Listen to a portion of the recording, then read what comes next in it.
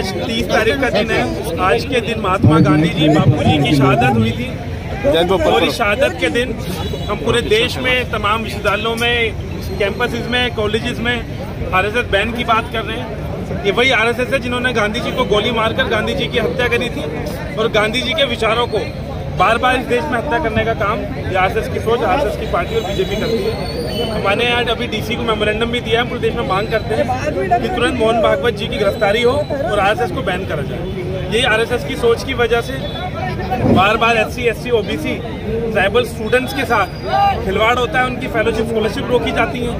Campuses में जो नियुक्तियां होती थी प्रोफेसर्स की, वाइस चांसलर्स की, उनमें जो रिजर्व कोटे की नियुक्तियां थी उनको नॉन सुटेबल कैंडिडेट बताकर उन नियुक्तियों को खाली रखने का काम करते हैं। और अभी यूजीसी ड्राफ्ट भी लेकर आ गई, जिस ड्राफ्ट में ये है कि वाइस चांसलर्स की नियुक्तियों के लिए। और मेरा सौभाग्य है कि कर्नाटक गवर्नमेंट पहली गवर्नमेंट है जिसने इनिशिएट करा और सारे स्टेट के एजुकेशन मिनिस्टर्स को कर्नाटक में बुलाया है अभी।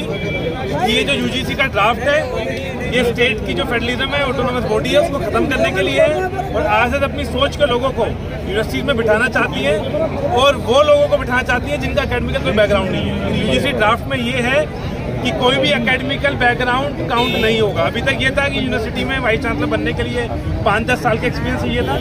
नए इस यूजीसी ड्राफ्ट में कोई एक्सपीरियंस नहीं चाहिए। तो बीजेपी आरएसएस अपनी सोच के लोगों को बिठाने के लिए हमारे शिक्षा के मंदिर को खंडित करने जा रही है। उसके लिए इधर हम बापू जी का नमन भी करने आए और उन बापू जी को विचार को दोबारा कैंपस में घुमाने आए और आरएसएस की हम बैन की बात कर रहे हैं। और मेरा सौभाग्य है कि कर्नाटक गवर्नमेंट ने इनिशिएट भी लिया है। अभी 5 से 6 तारीख को उन्होंने एजुकेशन मिनिस्टर्स को, देश भर के लोगों को कर्नाटक में बुलाया। सर अभी तो गवर्नमेंट आपकी कांग्रेस गवर्नमेंट कर्नाटक में है सर, तो आप एक्शन ले सकते हैं सर? हम एक्शन ले रहे हैं, हमने कंप्लेंट भी दी है।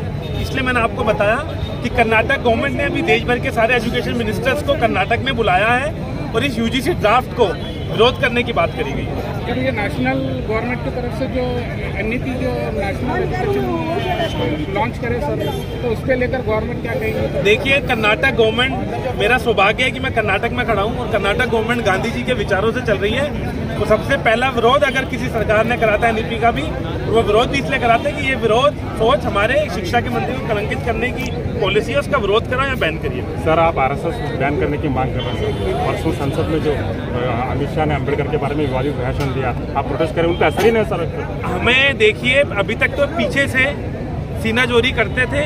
जैसे गांधी जी को गोली मारने का काम करा, गांधी जी के जो गोलियां मारी गई वो गांधी जी को गोली नहीं मारी गई थी, वो गांधी जी के विचारों को और देश के संविधान को गोलियां मारी गई थी।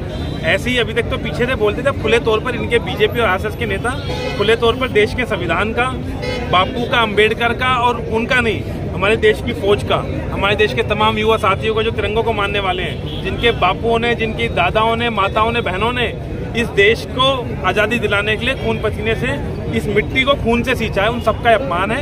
इनको शर्मानी चाहिए, इसलिए आरएसएस की बैन की मांग है। सर एनएसयूआई जो नेशनल लेवल वर्क करे सर, कर्नाटक में आपकी गवर्नमेंट, तो जो युवा जो पढ़े लिखे हैं सब, जो ग्रेजुएट है, उनके लिए आप क्या वर्क कर रहे हैं? देखिए, जो हमारी पॉलिसीज थी, जो हमारे प्रोमिस थे, उनको हम बार बार पूरा करने का प्रयास कर रहे हैं। हमने पूरे भी करे हैं, लेकिन ये सपने कर्नाटक गवर्नमेंट के पूरे न हो जाएं। आपने देखा होगा केंद्र सरकार किस तरीके से जानबूझकर स्पेशल टास्क फोर्स लगाकर कर्नाटक का बजट खत्म करने का प्रयास कर रही है। कर्नाटक को जो उसका हक मिलना चाहिए था रेवेन्यू का, उसको बार बार छीना जाता है। मुझे पूरी उम्मीद है कि कर्नाटक सरकार के अंदर गांधी जी के विचारों को चलते हुए छात्रों को, युवाओं को उनका हक मिलता रहेगा। और एनएसयूआई तो हमेशा खाली अपनी सरकार भी अगर होगी, अगर हक नहीं मिल रहा होगा तो हमारे एनएसयूआई के लोग हक दिलाने का काम करेंगे, किसी की भी सरकार।